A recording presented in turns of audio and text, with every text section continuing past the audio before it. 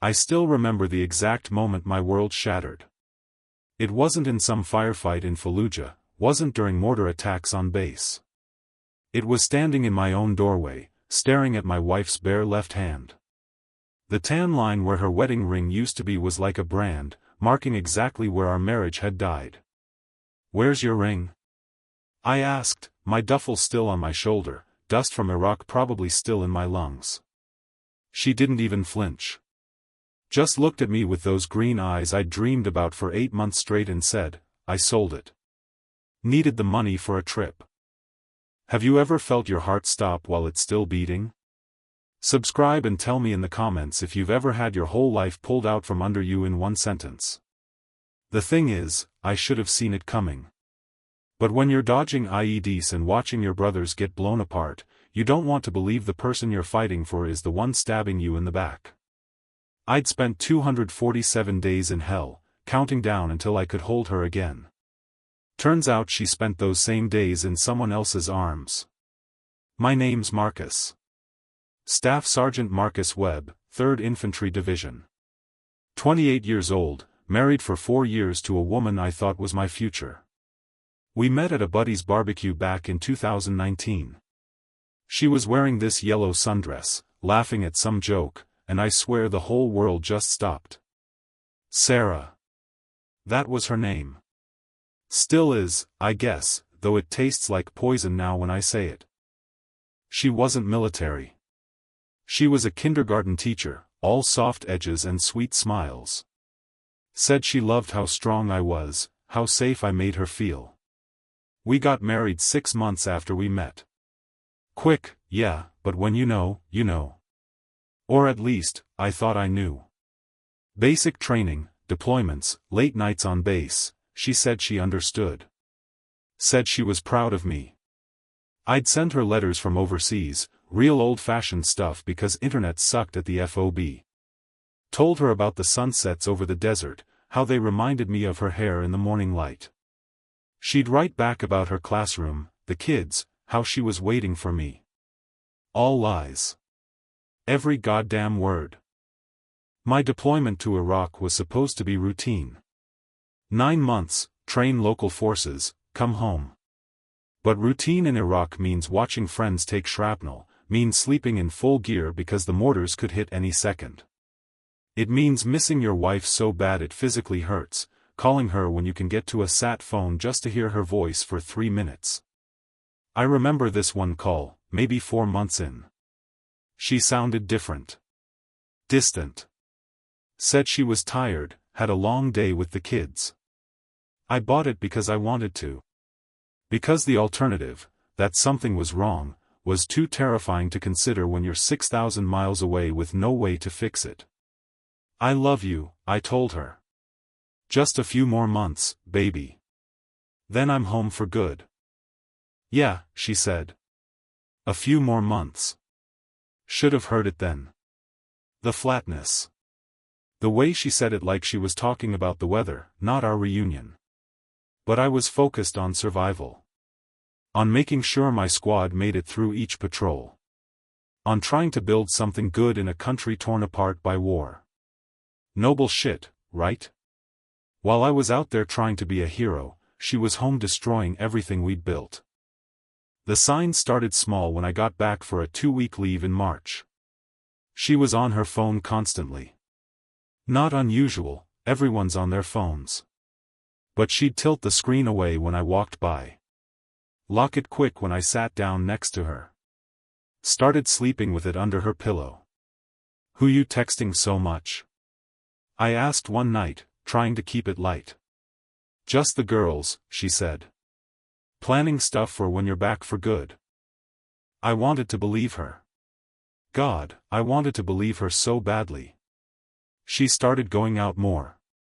Girls' nights, she called them. 2-3 times a week. She'd come home late, smelling like perfume I didn't recognize, wearing makeup she hadn't put on when she left. Her stories didn't quite match up, said she was at Jessica's, but Jessica posted she was home with her kids. Said she went to that new wine bar downtown, but I drove past it the next day and it had been closed for renovations for 2 months. My military training kicked in without me even realizing it. I started noting discrepancies, recording details, building a timeline in my head like I was tracking enemy movement patterns. She stopped touching me. That was maybe the worst part. Before, she couldn't keep her hands off me when I was home. Now, she'd flinch if I tried to hold her hand. Turn her head when I went to kiss her.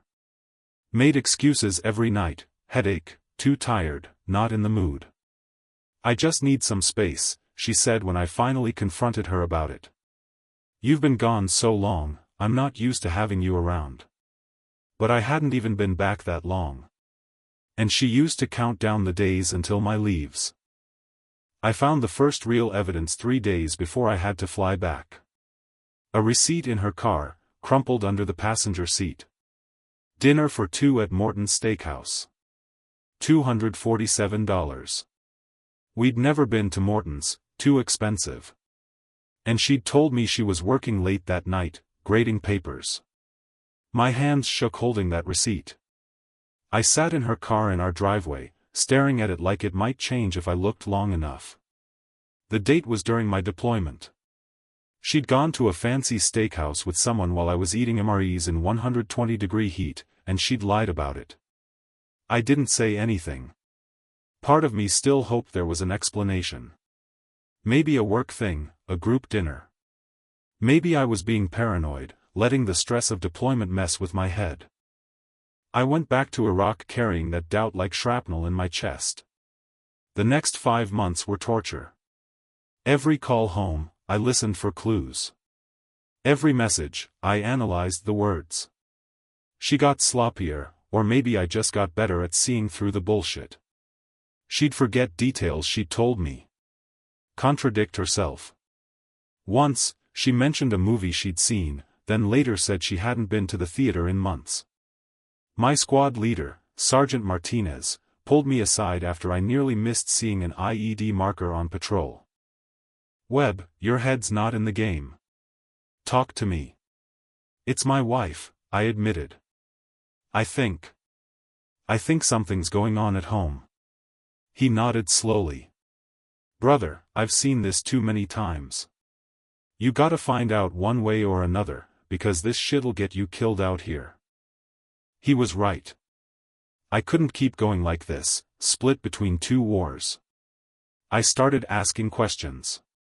Called our mutual friends, casual like. Hey, you seen Sarah lately? How's she doing? Most didn't know anything. But our neighbor, old Mrs. Chen, she mentioned seeing Sarah with a nice young man a few times. Thought maybe it was her brother, she said. Sarah didn't have a brother. I requested my bank statements be sent to my APO address. When they arrived, I spread them out on my bunk and mapped every charge. Restaurants I'd never heard of. A hotel in Charleston, we didn't know anyone in Charleston. Charges at Victoria's Secret, expensive ones, but I'd never seen any new lingerie. The rage built slow and cold.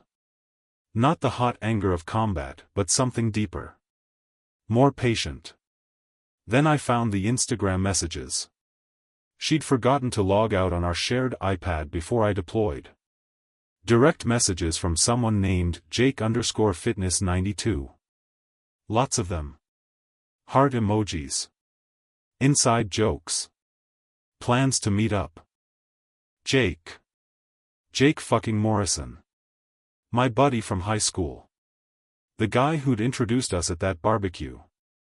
I scrolled back through months of messages. They'd started casual, then flirty, then explicit. Pictures I definitely wasn't supposed to see. Plans made for nights I'd called home and she'd said she was tired, staying in. Can't wait until he's gone again, one message read. These deployments are the only time we can really be together. My vision blurred. I was sitting in a plywood room in Iraq, my rifle leaning against the wall, reading about my wife's affair with my friend. The friend who'd been at our wedding. Who'd sent me care packages overseas. Who'd written, "Stay safe, brother," in the last one. I didn't smash the iPad. Didn't yell. Just took screenshots of everything and emailed them to myself. Evidence. Like gathering intel on an enemy position. The last month of deployment, I went cold. Operational. When I called home, I was sweet, normal, like nothing was wrong. I love you, baby. Can't wait to see you. She ate it up, probably relieved I wasn't suspicious anymore. But I was planning. Logistics. Strategy. When I got home, I'd need a lawyer. Proof. Witnesses. I contacted a divorce attorney from Iraq, explained the situation, sent her the screenshots. She said with this evidence, I'd come out clean. My platoon shipped home on a Tuesday. Standard procedure, formation, speeches, families crying and waving flags. I saw Sarah in the crowd, right up front, holding a sign that said, "Welcome home, hero." She was wearing her ring again. Guess she'd bought a replacement. When I stepped off that bus, she ran to me, threw her arms around me. "I missed you so much," she said, tears in her eyes. Real or fake, I couldn't tell anymore. I hugged her back, played the part. "Missed you too." We drove home in near silence. She talked about random things, her students, the weather, something about the car needing an oil change. I just watched the road, my service pistol in my bag, the weight of 8 months of betrayal pressing down on my chest. She made dinner that night. My favorite, pot roast. Set the table nice, candles and everything. Trying so hard to play the devoted wife. "I was thinking," she said over dinner, "maybe we could take a trip. Just us. You've been through so much." "Yeah." I kept my voice neutral. "Where?" "I don't know. Beach maybe. Somewhere relaxing." I wondered if it was the same beach she'd gone to with him. The Charleston Charges. After dinner, she went to shower. I sat on the couch, staring at her phone she'd left on the coffee table. It buzzed. A text preview lit up the screen. "Miss you. When's he leaving again?" "Jake." Of course. I picked up the phone. No password, she'd removed it, probably thought she'd covered her tracks enough. Opened the full conversation. "He just got back today. Clingy as hell. Maybe we should cool it for a bit." "No way. I need you. Just be patient." I set the phone down exactly where it had been. My hands were steady. My breathing was calm. All that combat training, keeping cool under pressure, it was paying off in the worst possible way. She came out of the shower in a robe, hair wet, smiling. "Come to bed?" "In a bit," I said. "Just gonna decompress for a while." She kissed my forehead. "Don't stay up too late. I want to spend time with you." I watched her walk to our bedroom, and something in me just broke. Not explosively. More like a structural failure, silent and total. That night, I knew my war had just begun. I didn't sleep that night. Just lay there next to her, listening to her breathe, wondering how many times she'd lain in that same bed with him. How many lies she'd told. How many times she'd said my name while thinking of his. The rage was there, burning under my skin, but I kept it locked down tight. In combat, emotions get you killed. Same principle applied here. I needed to be smart, not emotional. Morning came. Sarah made coffee, kissed my cheek, told me she had to run to the school for a faculty meeting. Saturday morning. Faculty meeting. Right. "What time you back?" I asked. "Maybe noon. We're planning the spring festival." "Cool. I'll be here." The moment her car pulled out of the driveway, I was moving. Started in the bedroom. Checked her nightstand, under the mattress, her closet. Found a burner phone taped to the back of a drawer. Smart, but not smart enough. It was full of messages between her and Jake. Explicit photos. Plans. Conversations about me, how I was too serious, too damaged from the war, how she deserved better. He's different since he got back from Afghanistan, one message read. She didn't even know which deployment I'd been on. I photographed everything with my own phone. Document, preserve, prepare. Her laptop was easier. Password was our anniversary date, the irony wasn't lost on me. Emails going back months. Hotel reservations. Even a shared calendar with Jake, marking when I'd be deployed, when I'd be home, when they could safely meet. They'd been careful, I had to give them that. But not careful enough for someone trained in reconnaissance. What hurt worse than bullets? This quiet, methodical discovery of betrayal. Getting shot at, you can shoot back. This? I had to smile and pretend everything was fine while gathering evidence of my own destruction. I found bank statements showing she'd withdrawn cash regularly, probably to avoid credit card trails. Found receipts she'd hidden in a shoebox in the garage. Found a Valentine's card from him, dated while I was in Iraq, to the love of my life. Soon we won't have to hide. By the time she got home at 12:47, meeting my ass, I had enough evidence to bury her in court. I'd photographed everything, uploaded it to a secure cloud, emailed copies to my lawyer. "Hey babe," she called out, setting her purse down. Meeting ran long. "You hungry?" "Starving," I said, watching her face for cracks in the mask. We ordered pizza. Sat on the couch watching some movie. She cuddled into my side like old times, and I let her, studying her like an enemy combatant. Every touch felt like a knife. Every "I love you" was a bullet. Sunday, I told her I needed to see some guys from my unit. "We're meeting at Rick's bar, couple hours. You mind?" "Of course not," she said brightly. "You deserve time with your brothers." I drove to Rick's, but I didn't go in. I parked 3 blocks away and walked back to my house. Watched from across the street, hidden behind Johnson's truck. 20 minutes after I'd left, Jake's Mustang pulled into my driveway. My best friend from high school. The guy who'd helped me move into this house. Who'd been my best man. He walked up to my door like he owned the place, and my wife, my fucking wife, opened it wearing lingerie I'd never seen before. They didn't even make it past the living room. I watched through the window for 30 seconds. That's all I could stomach. Took photos, more evidence, then walked back to my truck. Sat there shaking, not from fear, but from the effort of not going back in there and ending both of them. What would you do? Would you forgive or destroy? Tell me in the comments, and subscribe. Tomorrow's story gets even darker. That night, I came home at the time I'd said. Sarah was in normal clothes, hair perfect, house cleaned. "How were the guys?" she asked, all innocent.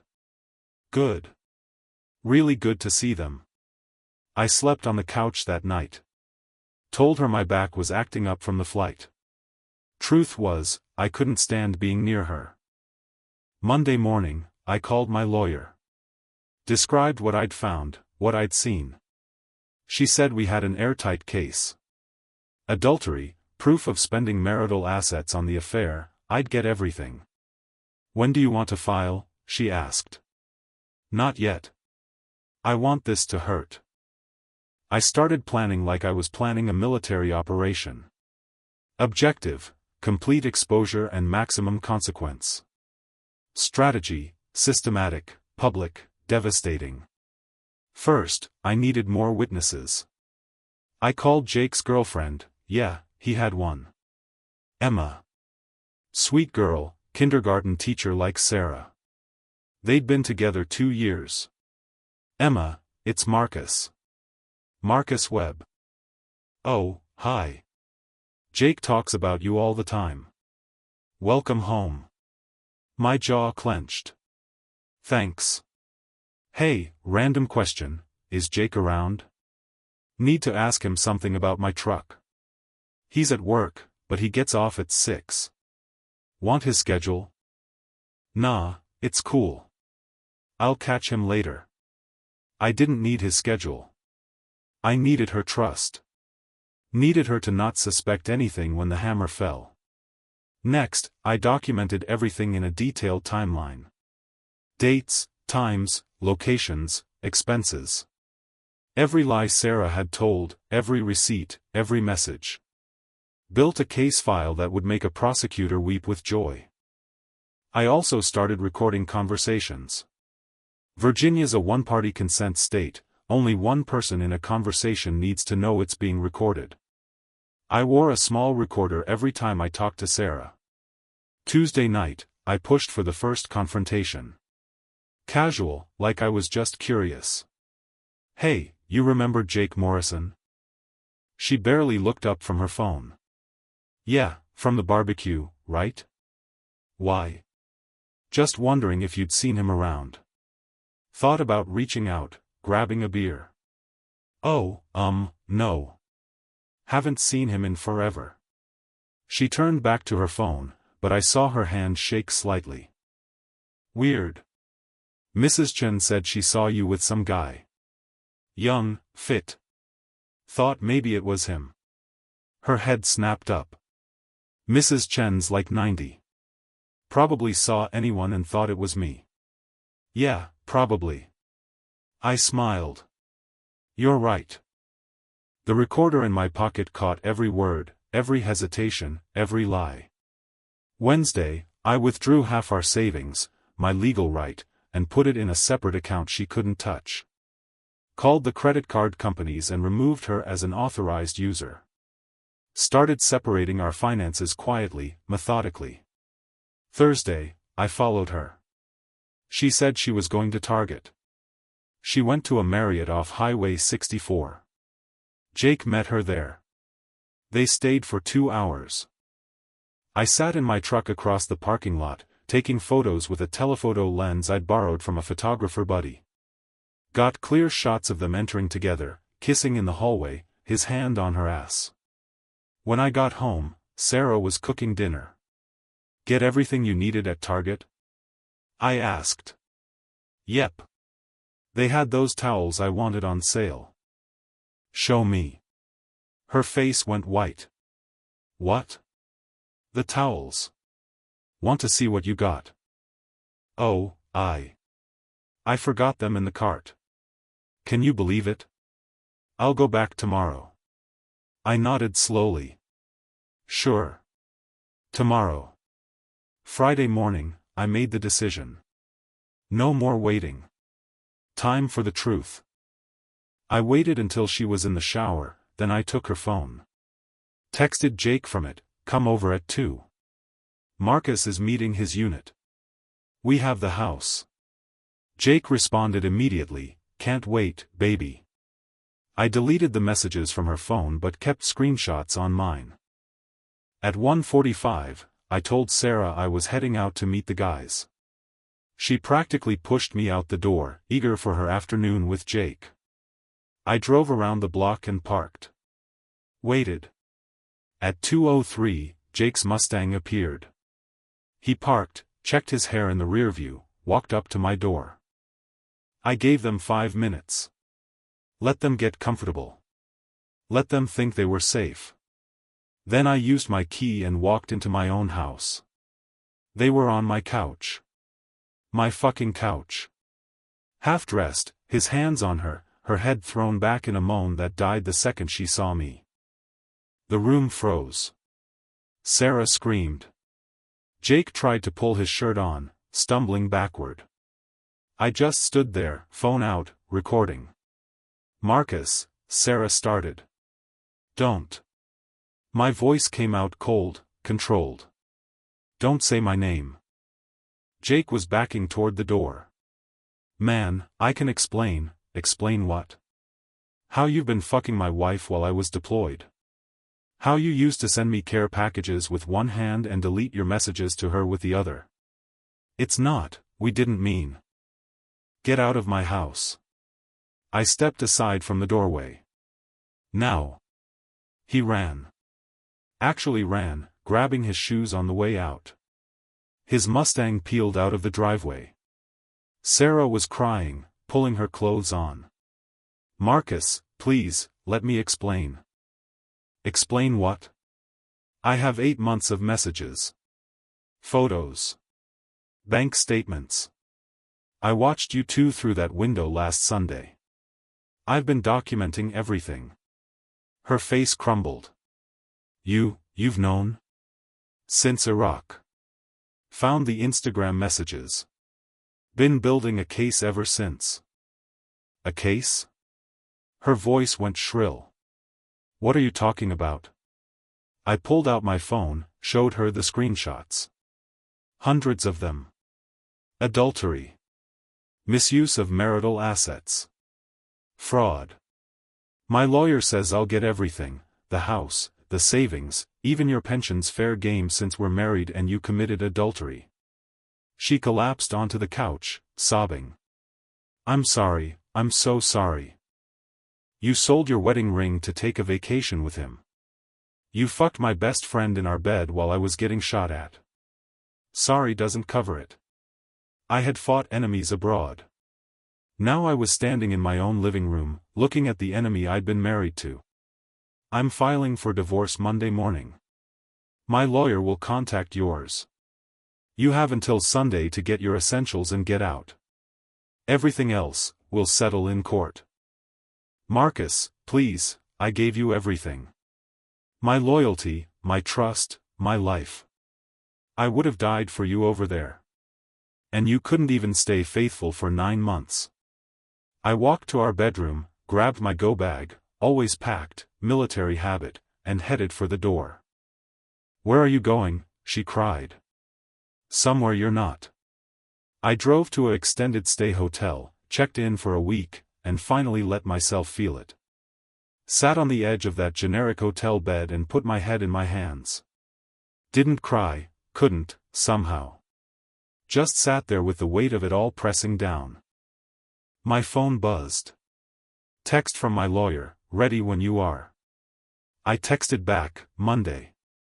9 a.m. File everything. The war at home was about to go nuclear.